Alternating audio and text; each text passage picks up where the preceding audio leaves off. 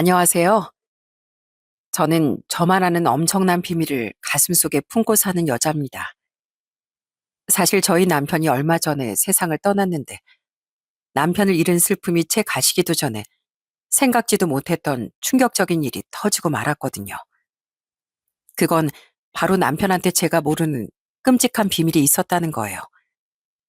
그 비밀 때문에 속이 참 답답하고 마음이 안 좋았는데 유튜브 사연 채널을 대나무 숲이다 생각하고 속 시원하게 얘기해 보려고 합니다. 제 이야기 끝까지 잘 들어주셨으면 좋겠어요. 제가 어렸을 때 저희 부모님은 작게 이삿짐 센터를 운영하며 저와 남동생을 키우셨습니다. 아마 해보신 분들은 아시겠지만 이삿짐 센터 일이라는 게 굉장히 힘든 일이거든요. 그러다 보니 두 분 다 엄청 고생을 하시더라고요. 거의 쉬는 날도 없이 일을 하셨던 것 같아요. 엄마, 오늘 주말인데 또 일하러 가요? 오늘 같은 날은 좀 쉬지 그러세요. 아유, 우리한테 이삿짐을 맡겨준다는 게 얼마나 감사한 일인데 주말이든 아니든 우릴 필요로 하는 사람이 있으면 언제든지 나가야지. 그래야 한 푼이라도 더 벌어서 너희들 더 좋은 거 많이 사줄 거 아니니. 저희 부모님은 무거운 이삿짐을 나르시다 보니까 여기저기 다치실 때도 많았습니다. 하루는 아빠가 일 끝나고 씻고 나오셨는데 정강에 시퍼렇게 멍이 들어있는 거예요. 아빠, 도대체 뭐 하다가 그렇게 크게 다치신 거예요? 빨리 병원이라도 가봐야 되는 거 아니에요? 에이, 뭘 이 정도 가지고 병원을 간다고 그래. 아까 세탁기 옮기다가 모서리에 조금 찍혀서 먹는 건데 뭘. 가만히 놔두면 저절로 없어질 거야. 어디 부러진 것도 아닌데 굳이 병원까지 갈 필요는 없지. 저희 부모님은 평소에 근육통으로도 많이 시달리셨어요. 어깨가 아파서 팔을 잘 못 올리시거나 허리 통증 때문에 고통스러워 하실 때도 많았습니다. 그래서 제가 가끔 가서 도와드리면 안 되냐고 했더니 저희 엄마가 절 극구 말리시는 거예요. 아유, 현주 네가 그걸 어떻게 도와준다고 그래. 괜히 물건 옮기다가 망가뜨리면 그것도 문제고 물건 나르다가 너 다칠 수도 있어서 안 돼. 그러니까 엄마 아빠 도와줄 생각하지 말고 그냥 공부만 열심히 하렴. 그래서 전 부모님 일을 도와드리는 대신 제 할 일을 열심히 하고 동생이라도 잘 챙겨야겠다는 생각이 들더라고요. 그래서 남동생한테 공부도 가르쳐주고 엄마 대신에 밥도 챙겨줬습니다. 그래도 제 남동생이 제 말을 잘 들어서 정말 다행이었어요. 그렇게 가족을 위해 열심히 희생하신 저희 부모님 덕에 전 대학을 졸업하고 평범한 직장에 취업할 수 있게 되었어요. 그러다가 20대 중후반의 지인 소개로 초등학교 교사로 일하는 남편을 만나 결혼하게 되었죠.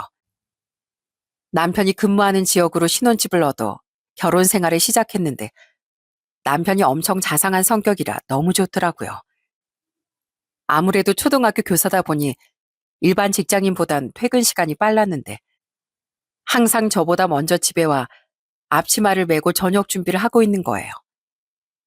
여보, 왔어? 오늘도 고생 많았지?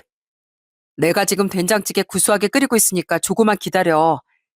내가 세탁기도 돌려놓고 청소도 해놨으니까 당신은 그냥 씻고 밥 먹고 푹 쉬면 돼. 뭐? 또 혼자서 집안일을 다 해놨다고? 아니, 당신이랑 나랑 같이 사는 집인데 왜 혼자서만 다 하려고 그래? 당신이 자꾸 그러면 내가 너무 미안하잖아. 부부 사이에 누가 더 많이 하면 어때서? 당신은 나보다 퇴근 시간도 늦으니까 집에 오면 더 피곤하잖아. 그러니까 시간이 더 많은 내가 당연히 집안일에도 더 많이 신경 써야지. 그렇게 남편이 차려준 저녁밥을 먹고 나면 꼭 남편과 함께 손을 잡고 집 앞을 산책하곤 했습니다. 길거리 포장마차에서 오뎅이나 닭꼬치 같은 걸 가끔 사 먹기도 했는데 그게 얼마나 즐거웠는지 모릅니다. 이야, 역시 날씨 추울 땐 뜨끈한 오뎅 국물이 최고라니까. 여보, 우리 떡볶이도 먹고 갈까? 오랜만에 떡볶이 보니까 입맛이 싹 땡기는데. 밥 먹은 지 1시간도 안 됐는데 또 떡볶이를 먹는다고? 아휴, 하여간 당신도 은근 이런 간식들 좋아한다니까. 그래, 당신이 그렇게 먹고 싶다는데 당연히 먹어야지. 그럼 난 떡볶이에 순대도 같이 먹을래. 사장님, 저희 떡볶이 1인분이랑 순대 1인분 주세요. 남편은 저한테만 잘해주는 게 아니라 저희 가족들한테도 엄청 잘했어요. 가끔씩은 주말에 저희 부모님 일하실 때 가서 집 나르는 걸 도와드리기도 했습니다. 아유, 이서방. 이런 거 같이 안 해도 된다니까 그러네. 괜히 우리랑 같이 집 나르고 그러다가 다치기라도 하면 어떡해. 그리고 이삿짐 나르는 거 그렇게 만만한 일 아니야. 자네 괜히 우리 도와준답시고 같이 일했다가 일주일 내내 알아놓을걸? 괜찮습니다. 원래 다 그렇게 하면서 적응해 가는 거죠. 안 다치게 조심해서 할 테니까 저한테 맡겨주세요. 남편은 진짜로 이삿짐 센터 일을 처음 도와줬을 때 너무 힘들어서 며칠간 알아누웠어요. 그런데도 그 이후에 계속 가서 도와드리려고 하더라고요. 저는 그 모습이 너무 고맙게 느껴졌습니다. 그러다가 한 번은 제 남동생이 오래 만나던 여자친구와 헤어져서 우울해했던 적이 있었어요. 제 남편은 그때도 제 남동생과 같이 소주를 마시며 위로를 해주더라고요. 처남, 이 세상에 여자가 얼마나 많은데 그 여자 때문에 너무 힘들어할 필요 없어. 처남이 그렇게 잘해줬는데 그 여자가 돈 많고 나이 많은 남자가 좋다면서 가버린 거라며. 그 여잔 원래 그런 여자인 거니까 그냥 깨끗하게 잊어버려. 천안가시 멋있고 좋은 남자가 그런 여자 때문에 흘리는 눈물이 너무 아깝잖아. 매영, 저도 안 울고 싶은데 너무 억울하고 속상해서 자꾸 눈물이 나온단 말이에요. 전 누나랑 매영이 결혼해서 잘 사는 것처럼 저도 그 여자랑 언젠간 좋은 가정 꾸리고 싶은 생각까지 했었다고요. 그런데 저보다 다른 남자가 더 좋다고 가버리긴 하고 사람이 어떻게 그럴 수가 있어요? 그게 다 그 여자가 사람 보는 눈이 없어서 그래. 세상에 얼마나 속물적인 여자였으면 오래 만난 남자친구를 배신하고 돈 많고 나이 든 남자한테 가버려. 처남, 처남은 아직 나이가 어리니까 앞으로도 좋은 사람 만날 기회 얼마든지 많아. 그러니까 그딴 여자 머릿속에서 아예 지워버려. 애초에 처남이랑 어울리지도 않는 사람이었으니까 그냥 떨거지하나 떨쳐냈다고 생각하라고. 그래도 저희 남편이 제 동생한테 술도 자주 사주고 위로를 많이 해주니까 남동생이 금방 기운을 차리더군요. 그때 남동생이 저희 남편한테 고맙다는 말을 얼마나 많이 했는지 몰라요. 그런데 남편뿐만 아니라 저희 시댁 식구들도 참 좋은 사람들이었습니다. 제가 원래 명품 같은 것도 관심이 없고 워낙에 검소한 성격이라 대학생 때 쓰던 지갑을 아직까지 쓰고 있었거든요. 그런데 한 번은 시댁 식구들과 같이 커피를 마시러 갔다가 제가 지갑을 꺼내 계산을 하는데 시어머니가 제 지갑을 보고 이러시는 거예요. 세아가, 너 지갑이 너무 낡은 거 아니니? 요즘 젊은 애들은 삐까뻔쩍하게 명품 지갑 하나쯤은 다 들고 다니는데 너도 그런 거 하나쯤은 가지고 있어야지. 네? 아니에요, 어머님. 저 명품 같은 거 잘 모르고 별로 관심도 없거든요. 그리고 이거 손때가 좀 타고 낡긴 했어도 아직 쓸만해요. 그래도 직장 생활하는 애가 지갑 하나 제대로 된 거 들고 다녀야지. 그러지 말고 오늘 내가 너한테 지갑 하나 사줄 테니까 나랑 같이 백화점이나 가자. 내가 너한테 그 정도 꼭 사주고 싶어서 그래. 시어머니는 진짜로 절 백화점에 데려가 좋은 명품 지갑 하나를 사주시더군요. 사실 저희 시댁이 조금 잘 사는 편이었거든요. 저는 난생 처음 가져본 명품 지갑에 얼떨떨하기도 하고 시어머니한테 너무 감사하기도 했습니다.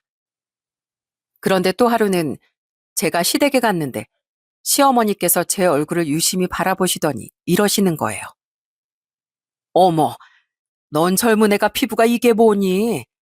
아무리 겨울이라도 그렇지 얼굴이 왜 이렇게 다 텄어? 아, 제가 원래 피부가 좀 건조한 편이라서 겨울만 되면 이렇게 트더라고요. 이상하게 로션을 자주 발라도 나아지질 않네요. 그래? 그 로션이 너한테 안 맞는 건 아니고? 아유, 안 되겠다. 내가 수분 크림이라도 좀 발라줄 테니까 여기 가만히 있어 보렴. 시어머니는 방에서 본인이 쓰시는 수분 크림을 가져와선 제 얼굴에 정성스레 발라주시더군요. 그러더니 저한테 피부 마사지까지 끊어주신다고 하는 거예요. 아니에요, 어머님. 저 피부 마사지 같은 거 안 받아도 돼요. 피부로 먹고 사는 직업도 아닌데 굳이 그렇게까지 할 필요 없잖아요. 그래도 내가 해주고 싶어서 그래. 원래 젊었을 때부터 관리해야 나이 들었어도 피부가 멀쩡한 거거든. 정 부담스러우면 그냥 내가 마사지샵 다니고 싶은데 심심해서 너랑 같이 가는 거라고 생각하렴. 그 정도는 해줄 수 있지? 결국 전 시어머니와 같이 피부 마사지 샵도 다니게 되었어요. 저희 시부모님 덕분에 평생 안 해본 것도 해보고 얼마나 감사했는지 모릅니다. 그러다가 명절이 되어 시어머니와 같이 열심히 음식을 만들었어요. 그런데 제가 만든 음식들을 보고 시아버지랑 시동생이 엄청 저를 칭찬하는 거예요. 이야, 우리 며느리가 손맛이 장난 아니네. 어쩜 전도 이렇게 예쁘게 부치고 나물도 맛있게 무쳐? 이거 아주 한두 번 해본 솜씨가 아닌데? 그러게 말이에요. 형수님, 혹시 저희 형이랑 결혼하기 전에 요리 교실 같은 거 다니셨어요? 그게 아니면 도대체 이렇게 잘하시는 비법이 뭐예요? 아이, 참, 저 그 정도까지는 아닌데. 다들 절 너무 치켜 세워주시니까 민망하잖아요. 남들이 보면 제가 무슨 인류 요리사인 줄 알겠어요. 전 그렇게 행복한 결혼 생활을 하며 아들 하나, 딸 하나를 낳게 됐습니다. 저한테도 늘 잘해주던 저희 남편은 저희 애들도 그렇게 많이 챙기더라고요. 애들 우유도 직접 먹이고 기저귀도 갈아입히고 새벽에 애들이 울면 자기가 일어나서 다 달래는 거예요. 게다가 집에서 저희 애들한테 한글이랑 숫자도 직접 가르치더군요. 우여가 아빠 따라해봐. 기역, 니은, 디귿. 자, 다시 한번 해볼까? 이게 무슨 글자라고 했지? 남편은 주말마다 애들을 데리고 놀러 가기도 하고 애들이 초등학교에 들어가고 나서부턴 학교 숙제도 다 봐주더라고요. 이야, 오늘 선생님이 숙제 많이 내주셨네. 우연아, 아빠랑 같이 숙제해볼까? 아빠가 옆에서 지켜보고 있을 테니까 모르는 거 있으면 얼마든지 물어봐. 남편이 이렇게 애들을 많이 챙기다 보니까 저희 애들이 남편을 얼마나 좋아했는지 몰라요. 한 번은 애들을 데리고 친정에 갔는데 저희 엄마가 저희 아들한테 이러시더라고요. 우여가 아빠가 좋아? 아니면 엄마가 좋아? 둘 다라고 대답하지 말고 딱 한 명만 골라봐. 음, 한 명만 골라야 되면 아빠요. 아빠가 우리랑 잘 놀아주고 공부도 잘 가르쳐 준단 말이에요. 엄마도 좋지만 아빠가 더 좋아요. 그 얘기를 듣고 저희 엄마가 저보고 남편 진짜 잘 얻었다고 하시더군요. 보통 애들은 아빠보다 엄마를 좋아하는데 아빠가 더 좋다는 얘기까지 나올 정도면 저희 남편이 애들한테 정말 잘했다는 뜻이니까요. 저도 남편이 애들한테 얼마나 잘했는지 알기 때문에 애들이 아빠가 더 좋다고 얘기해도 전혀 서운하지 않았어요. 그렇게 남편과 같이 애들을 열심히 키우며 살다 보니 어느덧 저희 큰애가 중학생이 되었어요. 그런데 그때쯤 애들 교육 때문에 고민이 많이 되더라고요.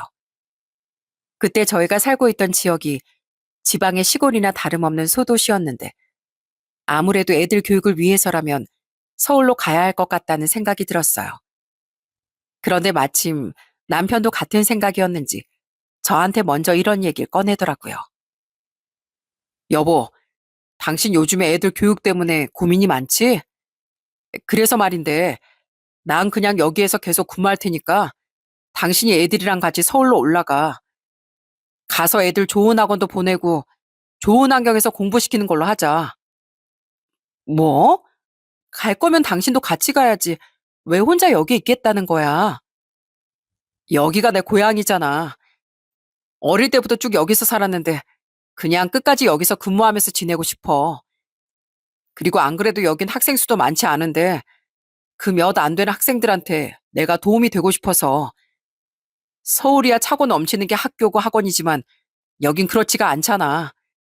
대신에 내가 주말마다 서울로 올라갈 테니까 우리 애들을 위해서 당분간만 그렇게 지내는 걸로 하자. 저는 남편이 같이 안 간다는 말에 아쉽긴 했지만 애들을 위해서 결국 서울로 올라가게 되었어요.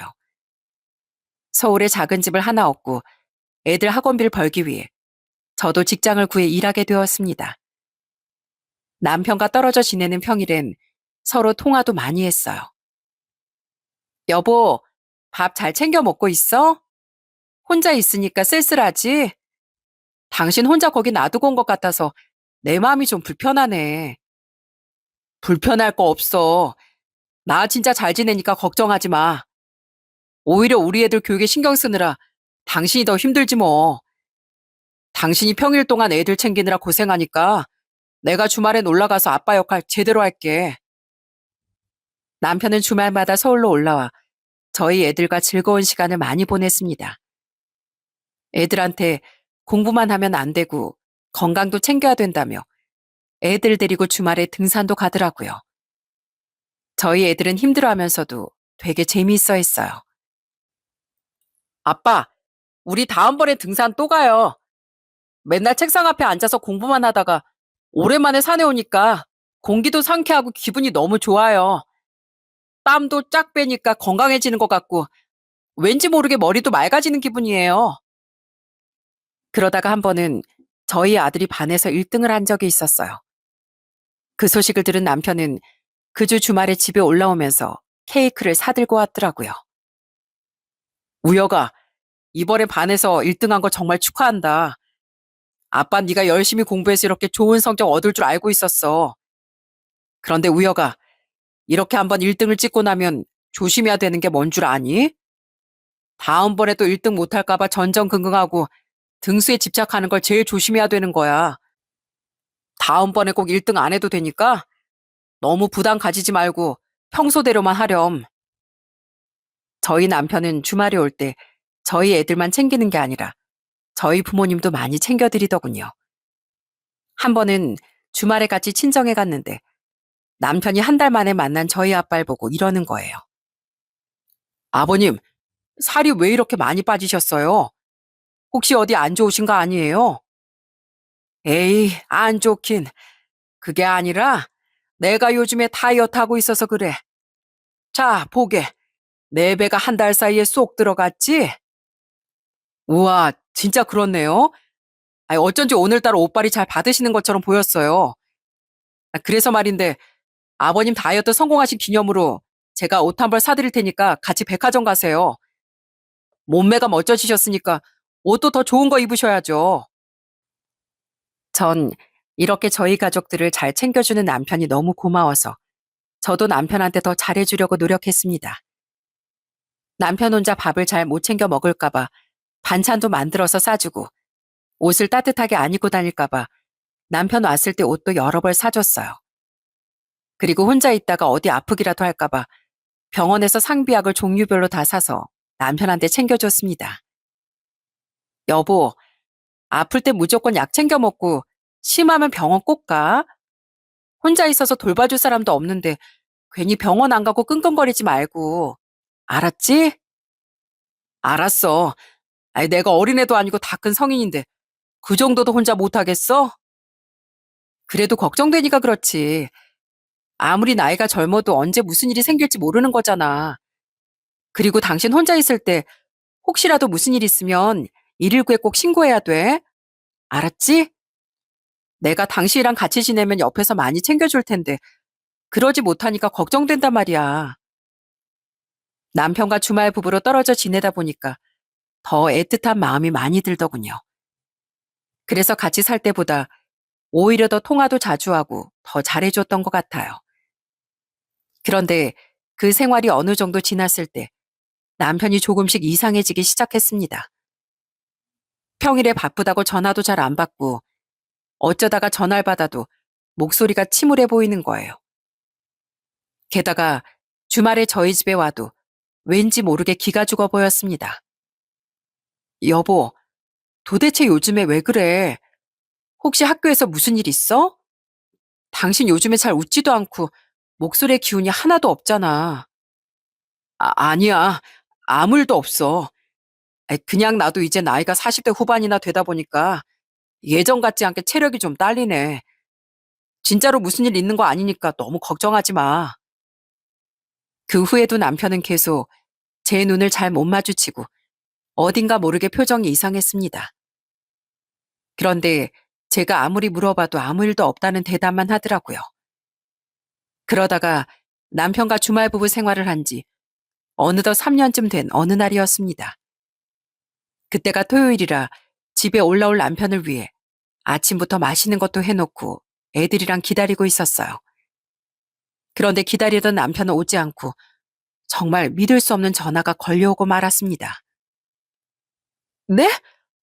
뭐라고요? 저희 남편이 교통사고를 당했다고요? 거기가 어딘데요? 네?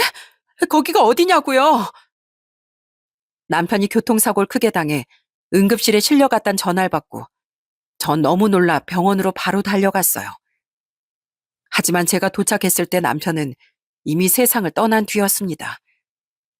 저는 갑작스럽게 일어난 이 충격적인 일에 그만 자리에 주저앉고 말았어요. 여보, 도대체 이게 무슨 일이야? 오늘 집에 와서 애들이랑 같이 맛있는 거 먹기로 했잖아. 내가 당신 온다고 당신 좋아하는 불고기도 해놨는데 이렇게 눈 감고 누워있는 게 어디 있어. 우리 애들도 당신 오기만을 얼마나 기다리고 있었는데 이렇게 차갑게 누워있으면 어떡하냐고. 절 따라온 저희 애들도 미친 듯이 소리를 지르며 울기 시작했어요. 우리 아빠 돌려내. 우리 아빠 돌려내란 말이야. 왜 하필이면 다른 사람도 아니고 우리 아빠냐고. 나 아빠 없으면 못 산단 말이야. 그렇게 전 갑작스럽게 남편을 잃고 눈물 속에 장례식을 치르게 되었어요. 장례식장에서 저희 시부모님이 몇 번이나 쓰러질 뻔하셨는지 모릅니다. 이복의 저승사자 양반, 차라리 날 데려가시게. 우리 아들 살려내고 날 데려가란 말이야. 저희 부모님과 남동생도 눈물을 엄청 많이 흘리더군요. 평소에 지병도 없고 건강했던 남편이었기에 더욱더 저와 가족들의 충격이 컸습니다. 남편이 하루아침에 이렇게 될 거라고 그 누구도 예상하지 못했으니까요. 그렇게 장례식을 마친 후 저희 남편은 남편이 지내던 지역의 추모공원에 잠들게 되었어요. 그곳이 남편의 고향이었기 때문에 시부모님과 상의 후 그곳으로 정하게 되었죠. 그렇게 남편을 떠나보낸 후 다시 집으로 돌아왔는데 하루하루 사는 게 아니더라고요. 제 휴대폰 배경화면에 남편이랑 애들이랑 다 같이 찍은 사진이 있었는데 휴대폰을 열 때마다 남편의 모습이 보여서 너무 가슴이 아픈 거예요. 게다가 하루는 저희 딸 방에서 이상한 소리가 나길래 방문에 귀를 대보았더니 저희 딸이 흐느끼면서 울고 있더라고요. 아빠, 나 공부 진짜 열심히 할 테니까 다시 와주시면 안 돼요? 나 앞으로 아빠를 못 본다고 생각하니까 아무것도 하고 싶지가 않단 말이에요. 매주마다 아빠 오는 날만 기다리면서 살았는데 이제 나 뭘 기다리면서 살아요? 아빠 없이 어떻게 사냐고요? 저는 딸의 목소리를 듣고 방문 앞에 주저앉아 소리 없이 울고 말았습니다. 그래도 애들은 챙겨야 되기 때문에 어떻게든 이를 악물고 버텨보려고 했는데 애들 밥을 차려주려고 냉장고를 열었더니 남편한테 주려고 미리 만들어놨던 반찬들이 그대로 있는 거예요. 전 그걸 보고 또 한 번 주저앉고 말았습니다. 여보, 나 아직 당신한테 못해준 게 많은데 이렇게 가버리면 어떡해. 가족들이랑 떨어져서 3년 동안이나 그렇게 외롭게 지내놓고 떠날 때도 인사 한마디 없이 가면 어떡하냐고. 그런데 슬픔에 잠겨있던 건 저와 애들뿐만이 아니었습니다. 저희 시부모님은 아들을 잃은 슬픔이 아예 알아놓으셨어요. 너무 걱정돼서 시부모님한테 전화 드릴 때마다 늘 목소리가 안 좋으시더군요. 어머님, 식사하셨어요? 설마 아무것도 안 드신 거 아니죠? 아휴, 젊고 창창한 아들을 하늘나라에 보내놓고 내가 어떻게 밥을 먹을 수가 있겠니? 에이미야, 나 정말 살고 싶지 않다. 우리 아들은 그 젊은 나이에 하늘나라로 떠나버렸는데 다 늙은 내가 이렇게 살아있는 게 한심해서 도저히 살고 싶지가 않아. 그렇게 하루하루 슬픔 속에 지내다 보니 어느덧 남편이 세상을 떠난 지도 3개월이 되었어요. 마침 남편 생일이라 남편이 너무 보고 싶더군요. 3개월 동안 남편 산소에 풀도 많이 자랐을 것 같아 그것도 정리할 겸 저 혼자 남편 산소에 찾아가게 되었어요. 조용히 남편 산소 앞에서 눈물을 흘리고 있었는데 마침 옆에서 추모공원 관리인 아저씨가 정성스레 풀 정리를 하고 계시더군요. 전 저희 남편이 깨끗한 환경에서 잠들 수 있게 관리해 주시는 관리인 아저씨께 감사해서 먼저 인사를 건넸습니다. 안녕하세요. 고생이 많으시죠? 그러자 그 관리인 아저씨가 제 얼굴을 유심히 보더니 저한테 뜬금없는 질문을 하시더군요. 여기 계신 분 가족이세요? 누나, 아니면 동생이신가? 아, 전 와이프예요. 저희 남편이 3개월 전에 세상을 떠나서 여기 이렇게 잠들어 있거든요. 와이프 분이시라고요? 이상하다. 아니, 난 다른 분이 와이프인 줄 알았는데. 아니, 일주일에 한두 번씩 주기적으로 오는 여자분이 한 분 있었거든요. 한 번 오면 그 산소 앞에서 거의 2시간씩 울다 가길래 당연히 그 여자분이 와이프인 줄 알았어요. 근데 아니었다고요? 허참 이상하네. 전 그 얘기를 듣고 망치로 머리를 얻어맞은 듯 너무 당황스럽더군요. 남편 형제는 시동생 한 명뿐인데 와이프로 오해받을 만큼 남편의 산소에 자주 찾아오는 여자가 있다는 게 이해가 되지 않았어요. 그래서 제가 그 여자가 도대체 누구냐고 관리인 아저씨한테 꼬치꼬치 캐물었더니 이렇게 말씀하시더군요. 글쎄요. 아이, 그분이 누군진 저도 잘 모르죠. 아유, 제가 괜히 말실수를 한 것 같은데 이만 가보겠습니다. 더 도움드릴 수 있는 게 없어서 죄송하네요. 전 멍하니 남편 산소 앞에 서서 이게 도대체 무슨 일인지 곰곰이 생각해 봤습니다. 하지만 아무리 생각해봐도 그 여자의 정체가 누군지 알 수가 없었어요. 저는 너무 불길한 기분에 그 여자가 누군지 꼭 알아내야겠다는 생각이 들더군요. 그래서 마침 다음 날이 주말이길래 저희 아들한테 전화를 했습니다. 우여가 엄마, 아빠 산소 내려온 김에 볼 일이 좀 있어서 며칠 더 있다가 가려고 하거든. 냉장고에 반찬 있으니까 우연이랑 같이 밥 챙겨 먹고 잘 지내고 있어. 엄마가 볼 일 끝나면 바로 올라갈게. 그리고 다음날 전 혹시나 그 여자가 남편 산소에 또 찾아올까봐 남편 산소 근처에서 계속 지켜보고 있었어요. 하지만 아무도 찾아오지 않더군요. 그런데 하루가 지나 이틀째 되는 날 또 초조한 마음으로 지켜보고 있었는데 어떤 여자가 저희 남편 산소에 뚜벅뚜벅 걸어오는 거예요. 게다가 와서는 말없이 눈물을 뚝뚝 흘리더군요. 전 이 여자가 그 여자라는 확신이 들어 바로 앞으로 걸어나가 그 여자한테 따지기 시작했습니다. 당신 뭐야? 당신 뭔데 내 남편 산소에 찾아와서 울고 있어? 당신 도대체 우리 남편이랑 무슨 사이길래 여기에 자꾸 찾아오는 거냐고. 제가 그렇게 따지자 그 여자가 놀라선 바닥에 털썩 주저앉더군요. 그러더니 덜덜 떨리는 목소리로 저한테 이렇게 얘기했어요. 죄송합니다. 제가 다 잘못했습니다. 제가 다 말씀드릴 테니까 여기 말고 다른 데서 얘기하면 안 될까요? 제가 하나도 빠짐없이 다 말씀드릴게요. 그렇게 그 여자와 같이 조용한 카페로 가게 되었어요. 그러자 그 여자가 눈물을 펑펑 흘리며 저한테 정말 충격적인 얘기를 털어놓더군요. 제가 사모님께 정말 죽을 죄를 지었습니다. 이미 예상하셨겠지만 저 돌아가신 남편분하고 몰래 만나는 사이였어요. 남편분께서 저와 제 아들을 너무 챙겨주셔서 그러면 안 된다는 거 알면서도 남편분과 그런 관계로 발전하게 되었습니다. 제가 사모님께 너무 죄송해서 정말 면목이 없네요. 알고 보니까 이 여잔 남편이 2년 전에 맡았던 초등학교 3학년 반 학생의 학부모였다고 하더라고요. 당시 그 학생이 집안 형편도 너무 안 좋고 몸도 허약했는데 그러다 보니 저희 남편이 다른 학생들보다 더 유별나게 신경을 썼었나 봐요. 그러다가 한 번은 그 애가 방과 후에 집에 가려다가 쓰러진 적이 있었답니다. 그때 담임 선생님이었던 저희 남편이 그 애를 병원에 들쳐업고 달려갔대요. 재민아, 괜찮아? 선생님이 얼른 병원에 데려다 줄 테니까 조금만 기다려. 알았지? 무슨 일 있어도 선생님이 의사 선생님한테 꼭 데려다 줄게. 그때 연락을 받고 병원에 온 이 여자와 저희 남편이 처음 만나게 되었다고 하더군요. 그리고 그 후 저희 남편과 그렇고 그런 관계로 발전하게 되었다고 합니다.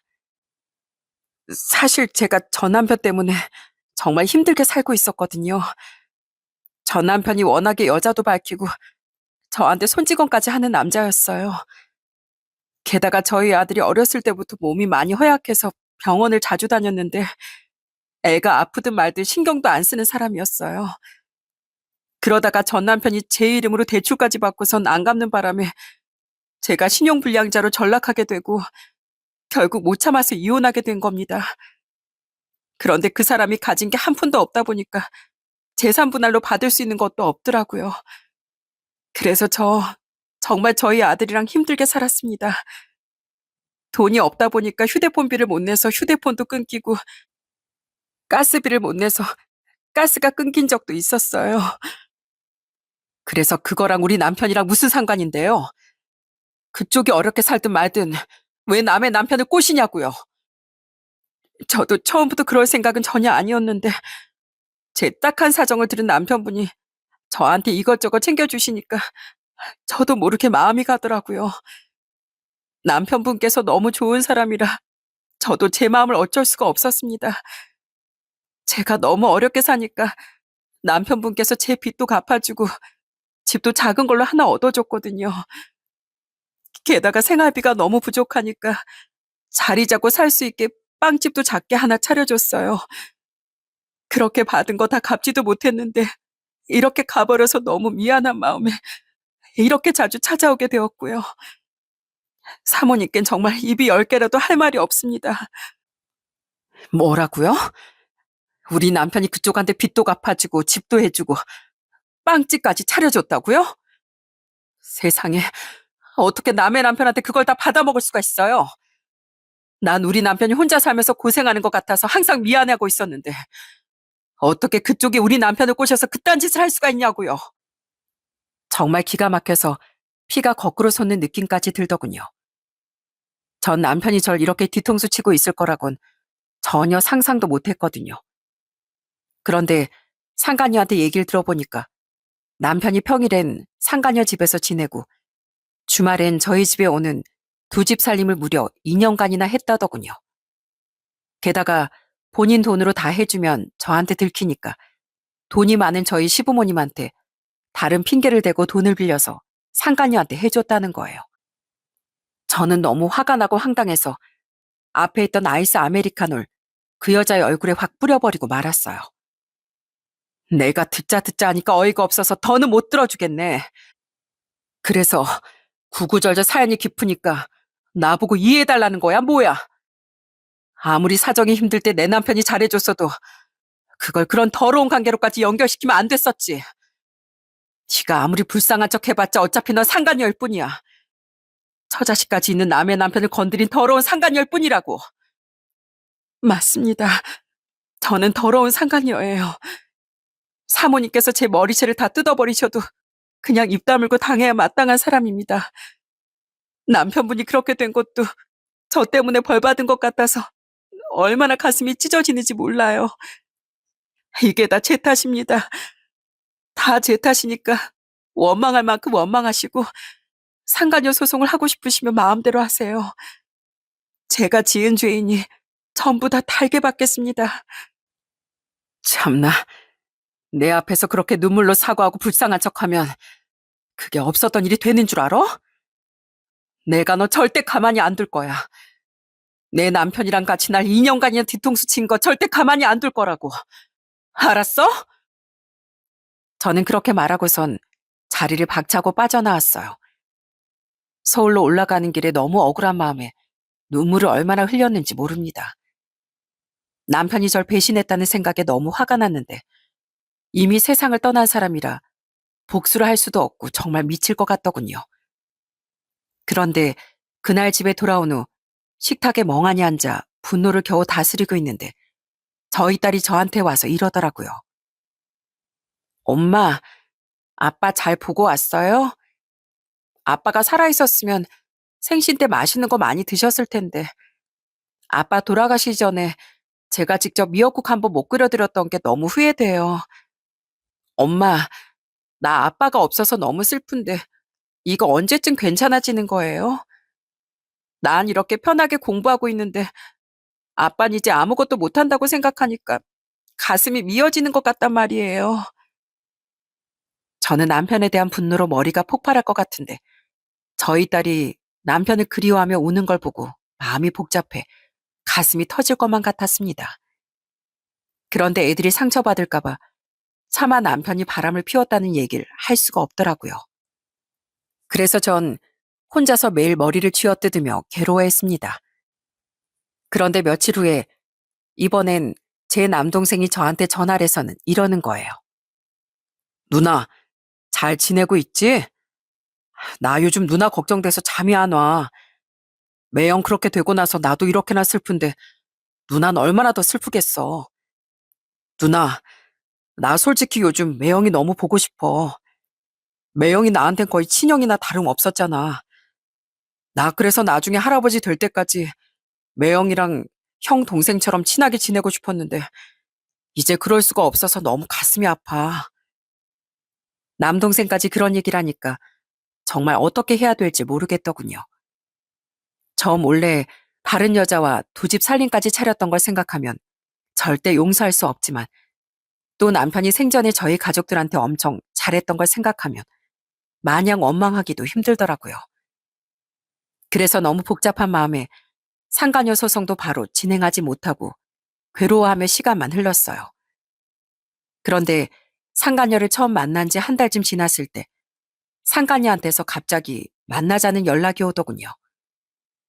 그래서 상간녀를 만나러 갔는데 제 앞에서 고개를 푹 숙이더니 무슨 돈 봉투를 하나 건네주는 거예요. 사모님, 그동안 정말 죄송했습니다. 저 여태까지 남편분한테 지원받았던 거 사모님께 다 돌려드리고 싶어서 만나자고 했어요. 지금 가게랑 집도 다 내놨는데 아직 안 나가서 일단은 대출이라도 받아서 일부라도 먼저 드리는 겁니다. 참나, 갑자기 나한테 이 돈을 왜 주는 건데? 네가 이까지 돈 나한테 주면 내가 널 용서할 줄 알아? 너 지금 상간녀 소송 당하기 싫어서 나한테 수작 부리는 거지? 그런 거 절대 아니에요. 제가 잘못한 거니까 상간녀 소송 거셔도 상관없어요. 하지만 사모님께 제 나름대로 죗값을 치르고 싶어서 이렇게 드리는 거예요. 상간녀는 그렇게 말하더니 저한테 무슨 사진을 몇 장 보여주더군요. 그건 바로 그 여자의 아들 사진이었어요. 그런데 세상에 저희 남편과 만나기 전에 찍은 사진을 보니 초등학교 3학년밖에 안 되는 남자애가 꼬질꼬질해가지고선 삐쩍 말라있더라고요. 딱 봐도 좋지 못한 환경에서 어렵게 크는 아픈 아이 같았어요. 그런데 저희 남편과 같이 찍은 다른 사진에선 살도 건강하게 올라있고 환하게 웃고 있는 거예요. 저는 그걸 보고 기분이 너무 이상하더라고요.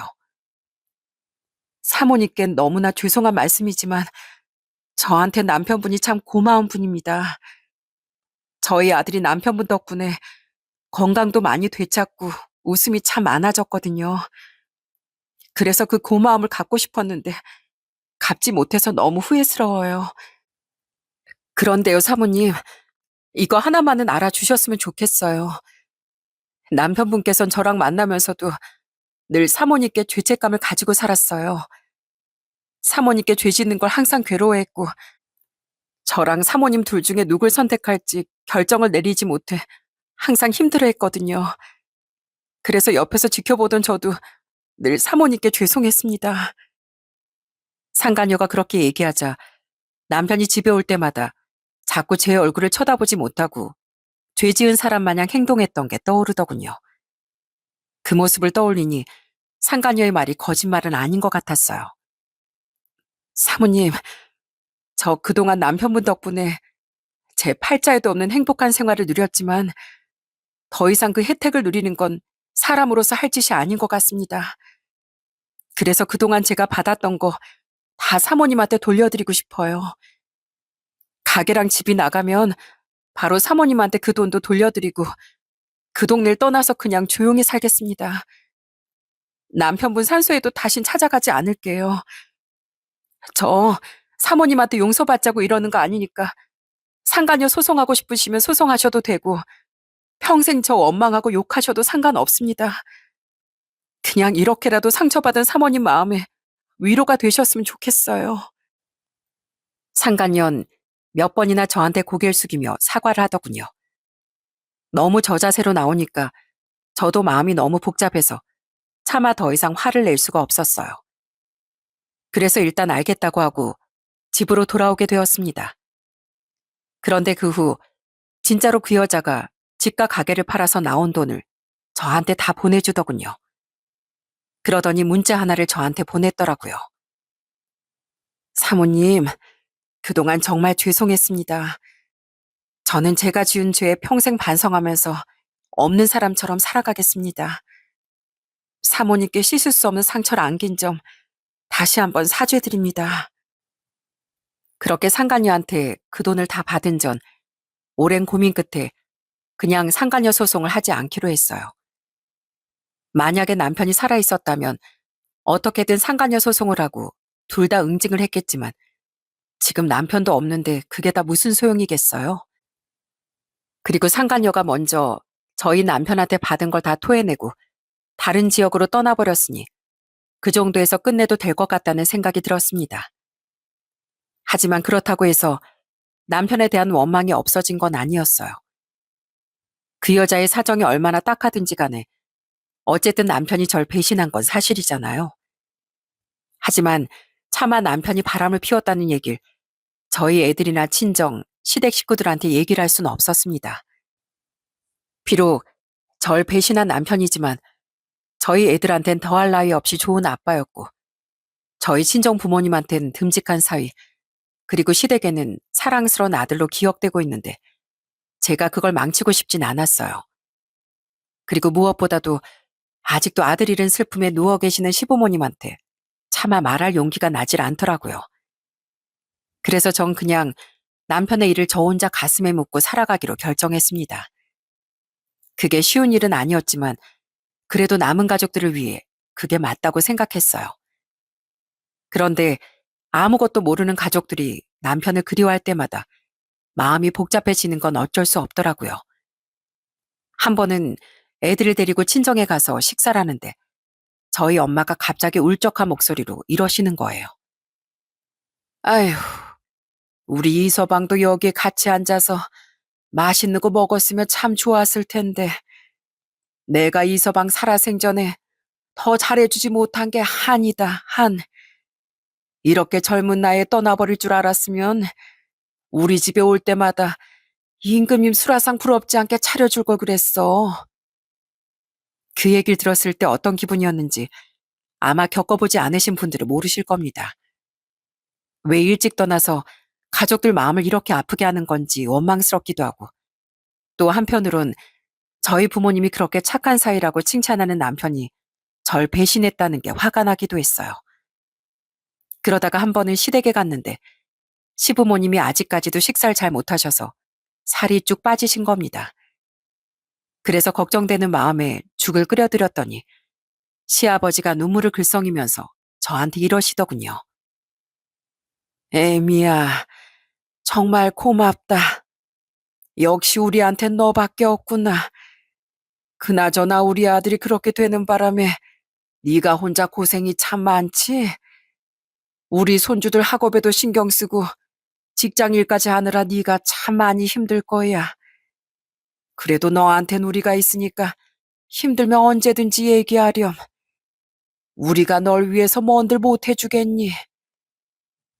그 얘기를 들은 전 정말 가슴이 찢어지는 것만 같았습니다.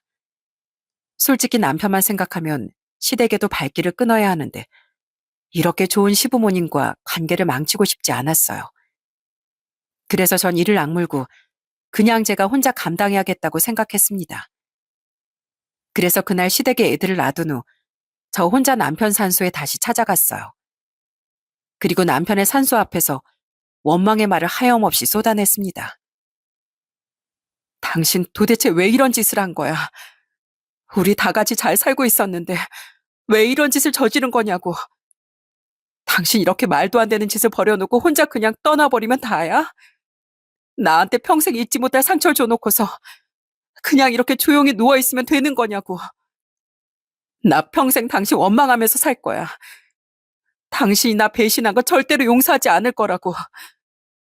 그러니까 나중에 하늘나라에서 만나면 나한테 싹싹 빌 각오해. 나 혼자서도 우리 애들 훌륭하게 잘 키울 거니까 당신 아빠 노릇 다 못하고 먼저 떠난 거 평생 후회하고 있으라고. 저는 그 말을 내뱉은 후 남편의 산소 앞에서 한참이나 울었습니다. 그리고 저희 애들을 지키기 위해 남편의 비밀을 가슴속에 간직한 채 다시 일상을 되찾게 되었어요. 그리고 아직도 슬퍼하고 있는 저희 애들한테 이렇게 얘기했습니다.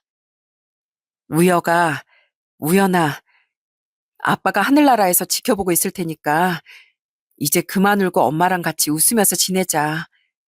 너희들이 공부도 열심히 하고 훌륭한 사람이 돼야 나중에 아빠를 만났을 때 더 반갑게 만날 수 있는 거야.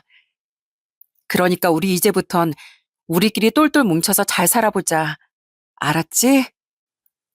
알았어요, 엄마.